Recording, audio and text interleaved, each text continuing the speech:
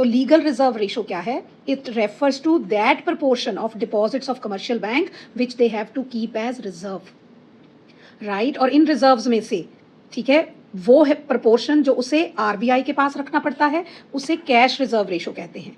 और इन रिजर्व्स में से जो प्रपोर्शन उसे अपने पास रखना पड़ता है उसे स्टैट्यूटरी लिक्विडिटी रेशो बोलते हैं, राइट। आपको पेपर में लीगल रिजर्व रेशो से इन्फ्लेशन और डिफ्लेशन को कैसे कंट्रोल कर सकते हैं, मनी सप्लाई को कंट्रोल कैसे कर सकते हैं, या फिर सीआरआर एसएलआर से कैसे कर सकते हैं, तो आंसर सेम रहेगा, राइट, जो मैं अब आपको एक्सप्लेन करने जा रही हूँ।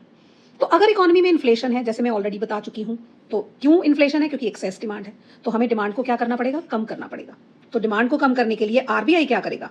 आरबीआई क्या करेगा? एलआरआर को या सीआरआर को या एसएलआर को इंक्रीज कर देगा, राइट। दैट मीन्स एक एग्जाम्पल से समझते हैं, जो मैं ऑलरेडी आपको पिछले कमर्शियल बैंक में चैप्टर में बता चुकी हूँ।